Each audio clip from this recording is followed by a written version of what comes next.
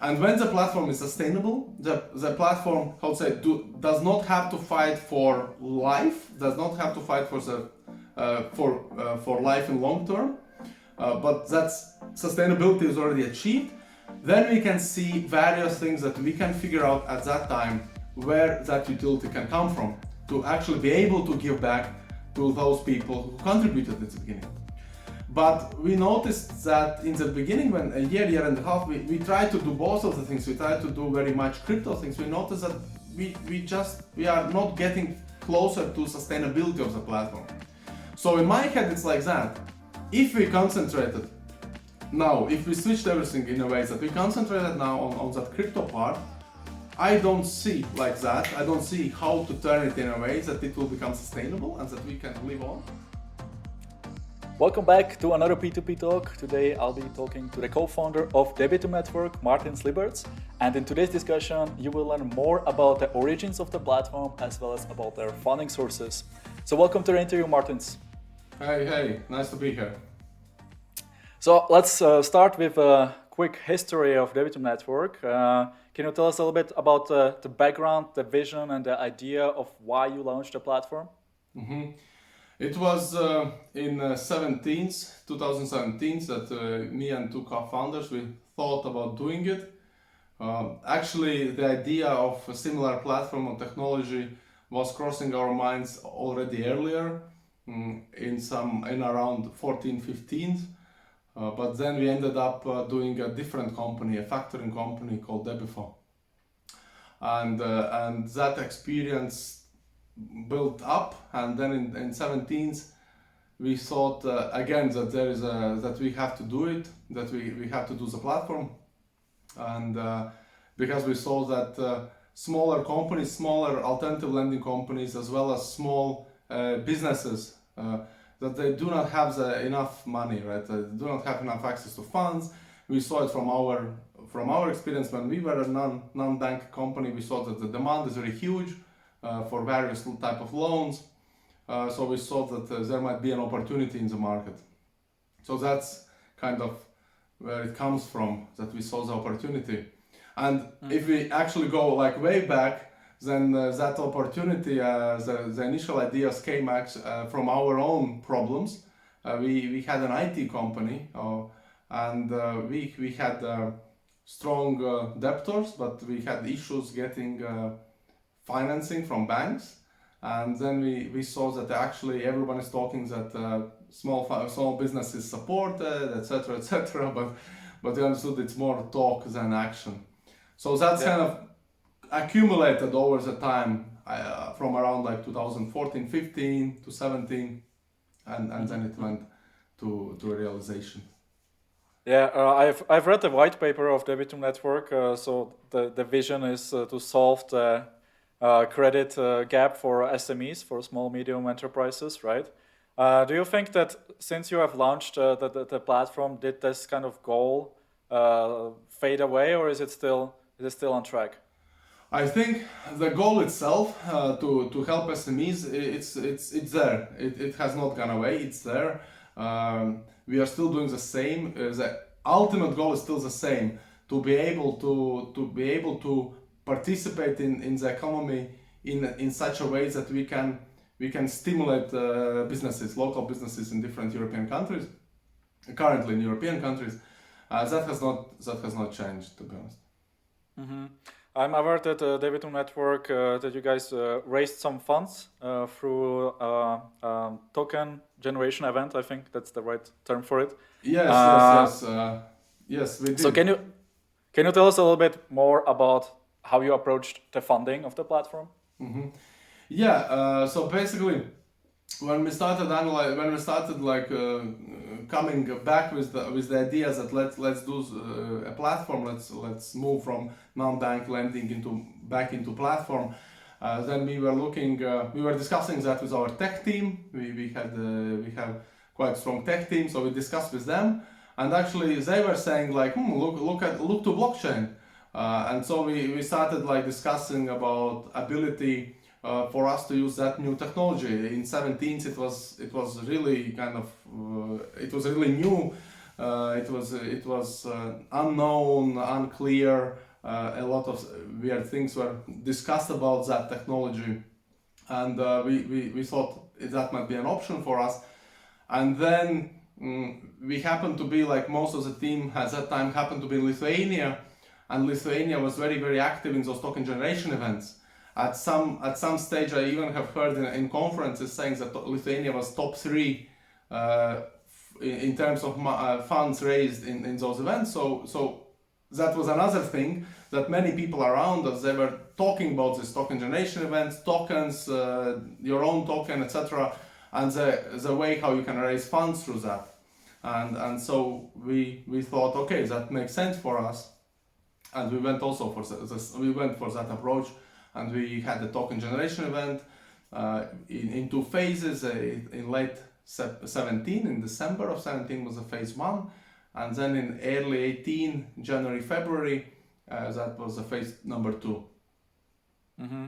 For people who don't have a lot of knowledge about blockchain and cryptos, can you explain what is the token? What's the utility of the token? How does it work? How did you implement it on the platform? Yeah, I mean, first of all, if like just one thing, what is blockchain? I think if you say that there might be too little knowledge about that.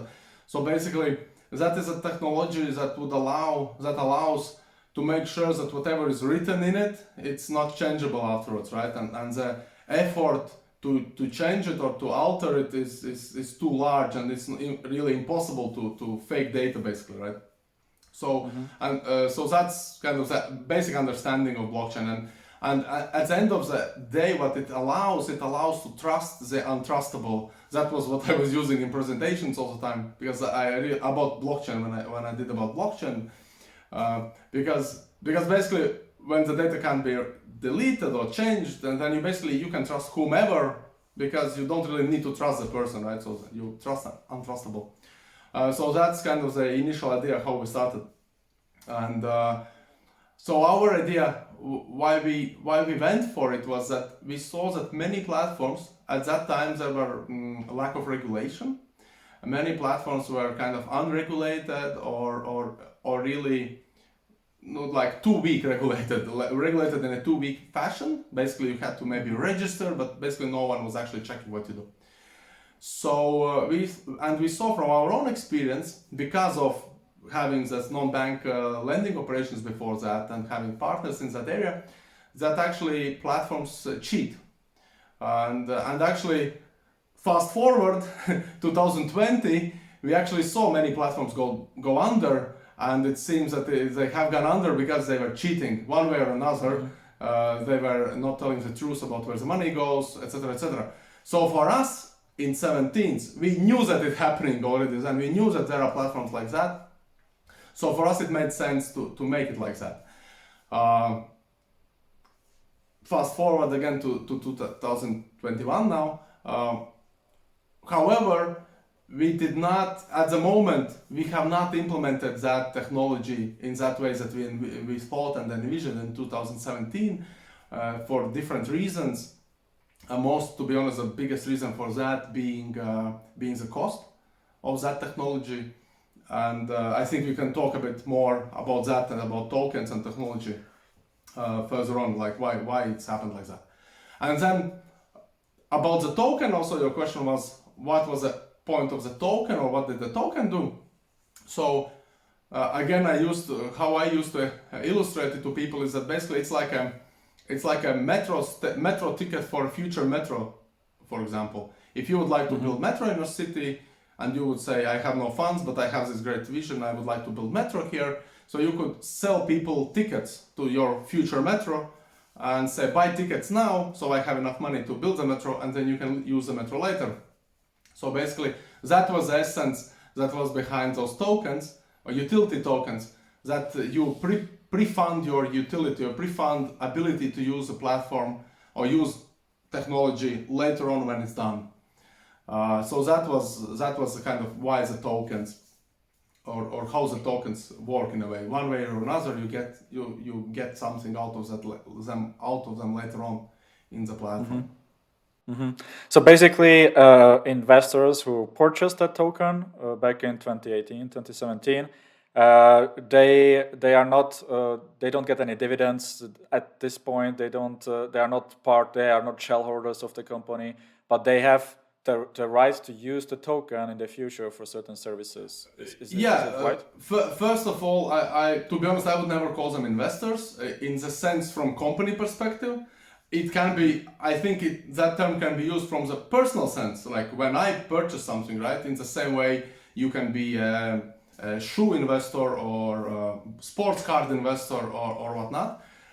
I think they should be more compared to Kickstarter and people who use services like Kickstarter or crowdfunding services. So basically, they are contributors. I have always called them contributors. They contribute, and because of that, obviously, they do not become part of shareholder or dividends, etc. And that's very important, because if they would, then the token would not be utility token, but that would be a security token, and that basically, by most jurisdictions, even in 17th and 18th, that was forbidden, and that was not really allowed. Only few jurisdictions would allow you to do that. So that was as well that was one of the issues since the very beginning. We had to draw a strong line, a hard line between having a utility token, not to jump into have a security token, not to have legal issues out of that. So these people contribute to projects. I also have contributed to some projects, and then you use that utility. In theory, in practice, and that's what we understood later on. In practice, many of those people, they were not contributing because of the project. They were contributing because in end of 17th, early 18th, most of those tokens that were already sold, their prices were skyrocketing. Like Bitcoin was skyrocketing. If you remember, Bitcoin was, I think, at around 5,000, and it went up to around $20,000. So everything was skyrocketing, and many of those people, they were just buying different tokens because of ideas that the value will raise, even though actually nobody guarantees, and nobody can guarantee that the value will raise, because the value is set by the market, right? By demand and supply. So basically, those people, you would say, they bought the tokens for more speculative reasons rather than being part of the project. I think definitely some part of that. Some part of them, definitely. I mean, and it's not a big secret. I think some part bought it because they liked the ideas, they wanted to be part of the platform. Some part bought it because they wanted to speculate. Some part because that was the nature of how this token generation events happen. Some part got them some part got in as an exchange for work. Like say marketing. Some people did marketing work or community work, and because of that they were getting the tokens. That was kind of how that was working in general in those token generation events. So maybe now, can you tell us how much did you raise? I know that back in time, I think it was in Ethereum, and how did you use those funds to build your platform? Yeah, it was in Ethereum. It was 20,000, and everything was counted in Ethereum. Of course, because no one accepts that, like Ethereum 20,000. Everyone is asking what is the monetary value, what's the value in euros or dollars.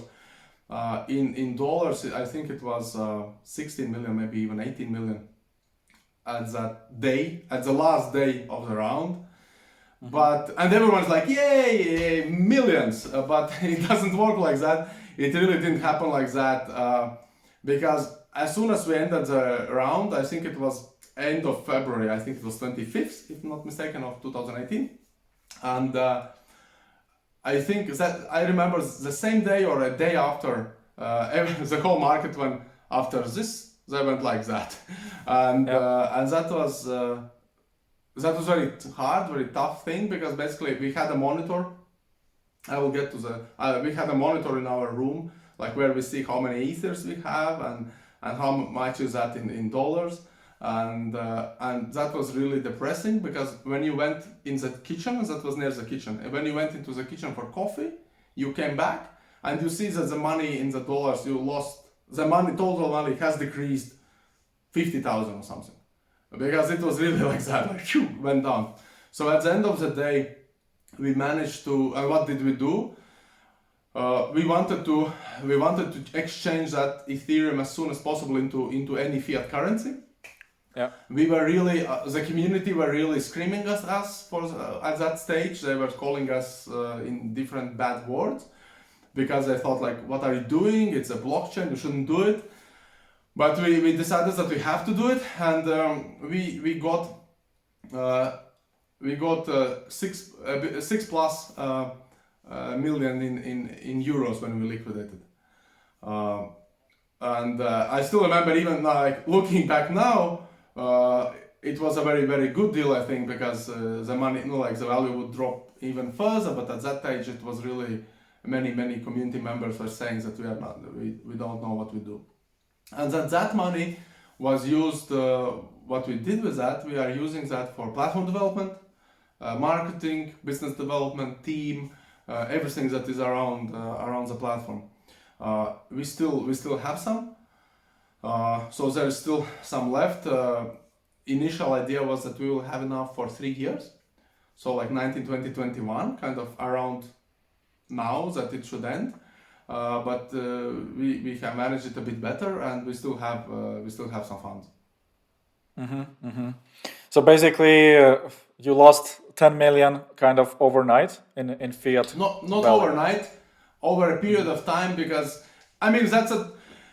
If you like, that's, I mean, a discussion about those times about token generation events, crypto in 17, 18, that's crazy stories, like possible to discuss a lot, but issue is that it's not so easy to get crypto to fiat, and not in a big amount. It's not possible. Okay, you can buy like $100 in and out, easy, but when you want to do 100K or $500,000, $1 million, huge amounts, huge things happen, right? And starting from, you can't really sell it because the price goes like that. You have to sell slowly. Then you have to make sure how to get it into your bank account. You need to make sure that your bank accepts that payment, etc. Like, there's a lot of things. I think in total it took us more than a month to do all of that. So it wasn't like overnight. And all that month, the ride was just downwards. So it was really, really terrible thing. And after that, I was saying to everyone, I would never ever do it again, because for my nerve system, it's really, really tough to see that you have these hopes and these plans, like with countries and with platforms, and you have budget for that, and then you see that the budget is just dropping, and you have to think all the time, okay, what are we dropping in terms of business? Are we dropping countries? Are we dropping functionality? Do we drop like team? Like, what do we do with that? And that's very, very tough, to be honest. Did you have a source of funds? Was the amount of money that you have got from those from this token generation event from the contributors? Is that all you have, or did you have also other investors? In the very beginning, it was all we had. That was the kind of the whole capital for platform development, including things with crypto, like getting on an exchange and crypto marketing and stuff like that. That was tremendously expensive if you compare it to fiat world. But recently, because funds are running out, and because I really believe in the platform, I really believe in the goals that we are trying to do, I have managed to get some more funds some more funds, but comparably small amount. But basically we have got a research grant for the technology, part of the technology, and we will to develop further some of parts of the technology. I would also like to talk about some of the expectations from those contributors that bought those tokens. I mean, you basically got funding for several years to build your platform, right? There needs to be some reward for those people who contributed towards the project, right? So what do you believe is the reward for them? If I got you correctly, I think you said several years for the platform. Actually, we made the platform 6 months. So it was a very, very short term for waiting.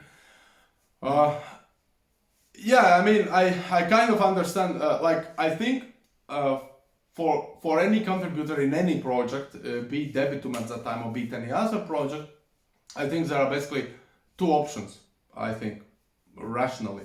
One is that you can use those tokens for your own benefit on the platform or on the technologies that you believed in or you liked and you supported. And another is that you maybe do not care so much about the technology, or you are not in position to use it, and you just hope basically that the price will rise of the token and you could sell it off to someone else who believes in that technology now and who would use that. So I think there are also basically two options, right? Use or sell it to someone else. Yeah. In the very, very beginning, we were supporting both of those very strongly. Supporting, what do I mean by supporting? First of all, in the very first version we launched in September 2018, publicly we launched in September 2018. In the very first version we had actually very many crypto features. You were able to invest with DEB, you were able to collateralize DEB, you were able to get interest in DEB, you were able to sell and buy DEB. You had quite many pure blockchain crypto features. So we work to give that utility in a very different types and forms. And unfortunately, we saw that the community or the people that had the token, I don't know, maybe we screwed up in terms of marketing or something, but we didn't see the usage of that. And say in terms of collateralization, for example, what does it mean? It means you give us DEB token, you give the token, and you get basically fiat, you get euro to invest in the loans, right? Even though the community, I think at that time in Telegram channel, it was more than 10,000 people. In total contributors were more than 12,000 people, 12,000 different wallets contributed in the token generation, and so we thought a big community. Out of that, only I think a bit less than 20 people participated in that collateralization. And 20 people, it was like through till now, like in 2 years, 19, 20, 21, no, two and a half years. In the very, I think first 6 months, it was like less than 10 people. So we saw that those features, they are not really demanded. Nobody really used them. We were pushing them, we tried to push them as we could, or we thought of pushing them, but nobody was using them. And then, and what we saw then, on the other hand, regular people, non-crypto people, in 18s, 19s, they were thinking the crypto is scam, bad people, like only drug traffickers use it, etc. They didn't want to come into the platform. And I remember in the very beginning, I was doing many discussions with potential users, potential investors, bigger investors on the platform in loans. And in every call I had a question: what about the crypto? What do you use it for? Why there is this DEB sell and buy? What does it mean for me? What's about the risk? Crypto dropped, will my investment drop in a loan? And that was a big problem. So that was one side, on the usage side. On the other side, we stimulated the exchange. We actually had quite many expenses to get on the crypto exchange, to be able to trade token. But unfortunately also there something didn't really stick. So in the very beginning we really worked on both sides, what a contributor could want from us or from the project, both utility and trade, but it just didn't go. Now looking back, it's very tough to understand why. We actually had this session a couple of months back with team members, like what went wrong with those things? Why didn't go? And none of us really knew. I remember we all were really hyped in 2018, 19, beginning of 19, we were really like, yeah, let's do this crypto thing, let's add this crypto feature, let's do this and do that. And then we understood that, okay, we are doing these fantastic things, but it does not come back in the terms of usage, in terms of volume, in terms of revenue from the platform. And so we at some stage we just made the decision that we need to do a bit differently. We just need to have a different strategy way forward to be able to deliver as a project. Mm-hmm. Would you say that because the low usability of the token, most of the contributors towards the Debitum Network were people who were really just trying to speculate on the price and sell it later on? I mean, I think I have my own personal opinion on that, because I was also in the same market as contributed to other projects, seeing what other companies do, what other projects do, what they have. But I think as a representative or founder of Debitum, I would not really want to speculate on that. I think that might get the wrong tone. I think that there are definitely contributors like that. Was that a majority? I think everyone can decide from themselves. A couple of weeks ago or months ago, I've published a review about Debitum Network, and there seem to be always people who contributed towards the project, but are not very happy about the way you implemented the utility of the token. So it seems to me like there are still people interested in the utility. However, from what you just said, it seems like the utility was not there, so you removed some of the features. And now, basically, also from my point of view as a P2P investor in Debitum and other platforms, I don't really need a token to do secondary market trades or for whatever other features I would use. I don't really think that I need it. There is a use for it. However, there are also other people in the industry, right, that contributed towards your project. So where do you think is Debitum heading in the future in terms of utility of the token, and also in terms of like showing those contributors that you want to reward them, because at the end of the day, those are the people who funded the entire Debitum network, right? Yeah, that's a very, very tough question. No, I know the answer, and I have that answer with me for a long time now, and I'm telling it also to the community every time I have any discussion. I'm always telling the same answer for I think for a couple of years now already. I think after the initial hype was over, also I think definitely the hype can't last for long, right? After the initial hype was over, that we will change the world with blockchain. In this particular use case, we came to realization that it might actually to change it with blockchain, we need to get blockchain kind of enthusiasts or blockchain people involved and come to the platform. But all the time we notice that that kind of we are a blockchain fiat kind of mix, right? But what we notice is that crypto projects, only blockchain projects that are, say, doing lending on Bitcoin, lending Ethereum, now decentralized finance, their promises of returns are like here, wherever you can't see, right? Some of them promises like 100% per year or something, couple of hundreds or whatever.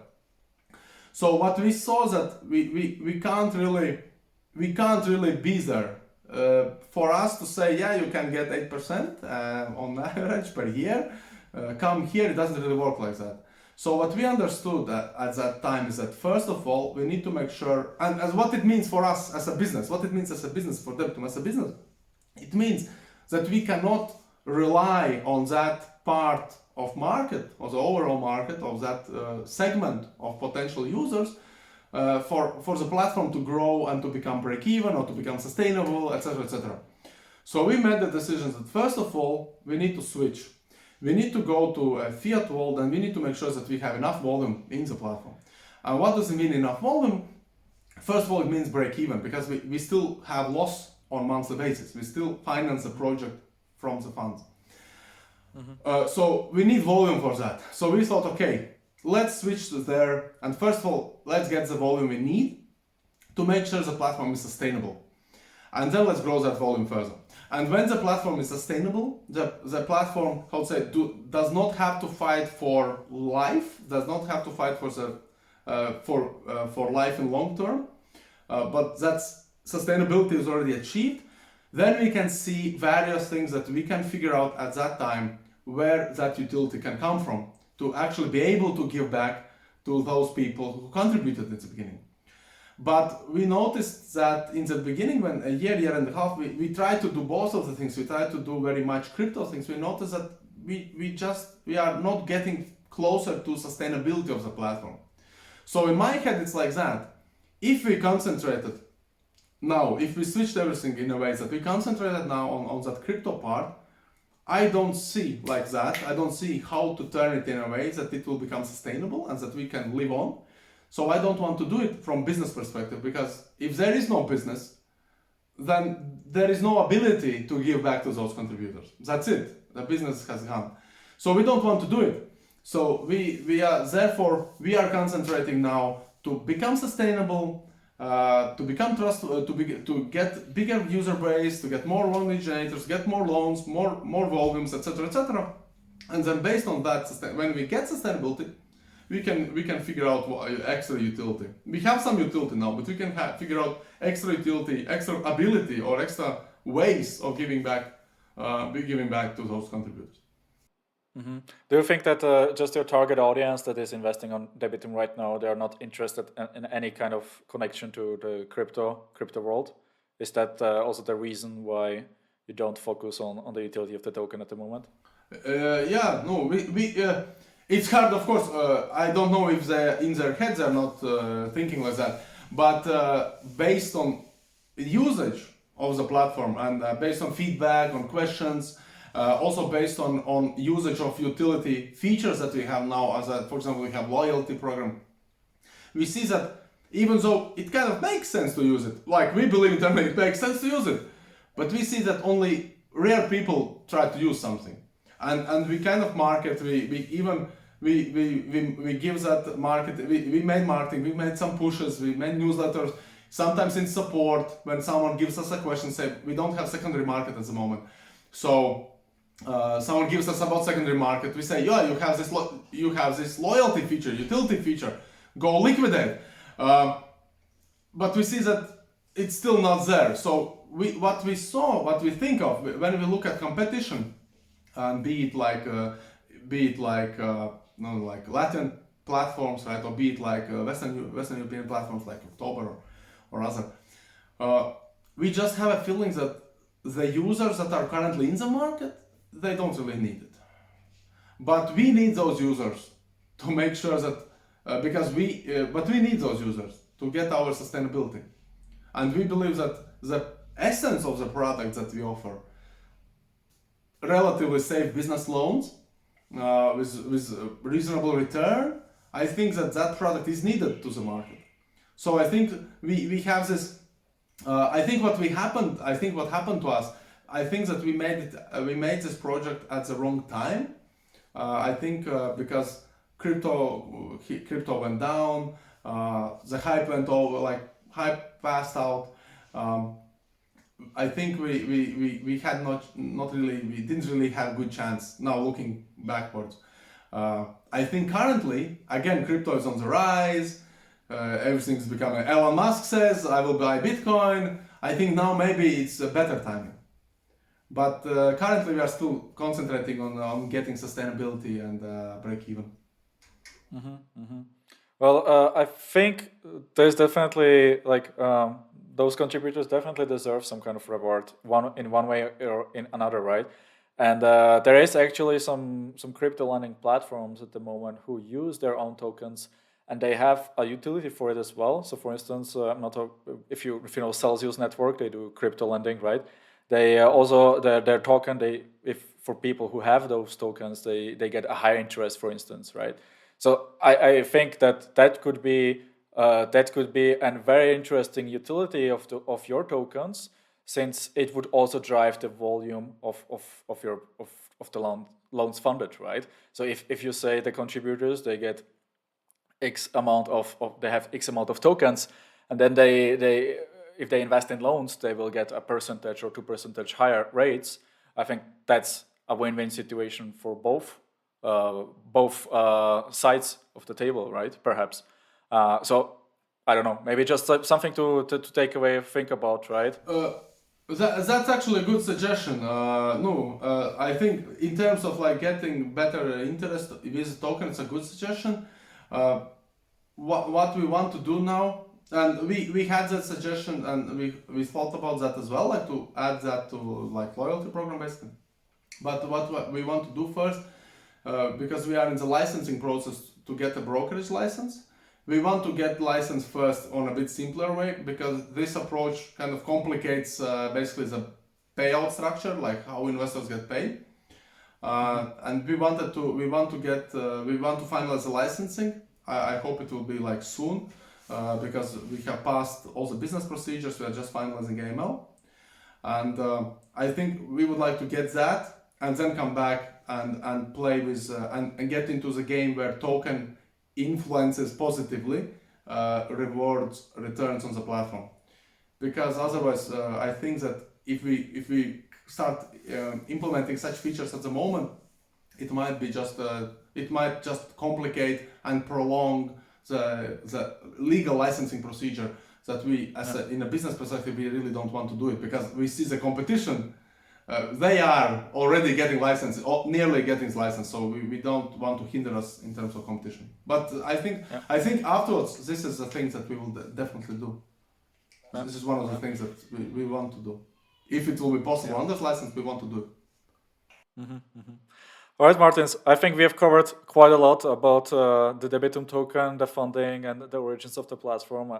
I'm definitely sure that a lot of the investors will appreciate your transparency in this regards. I am also investing on Debitum for over a year now, and from my point of view, the assets, the performance has been right.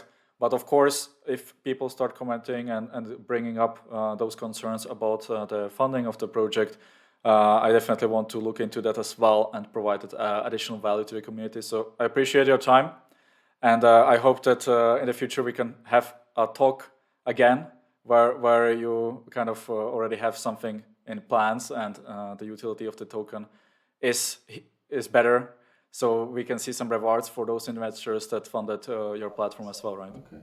And I'm very grateful that you are bringing up those questions, to be honest, because very often we feel that in a fiat world people don't want to hear them, and but I'm very grateful that more like publishers are bringing those questions up, and we can discuss them in a constructive manner.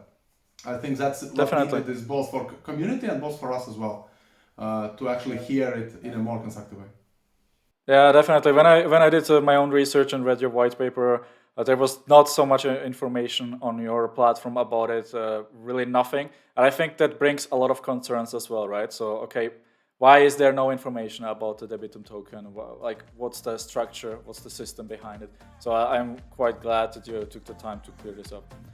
Martins, thanks a lot, and I wish you all the best. I hope that you guys get the license soon. Okay, thank you very much. See you. Bye-bye.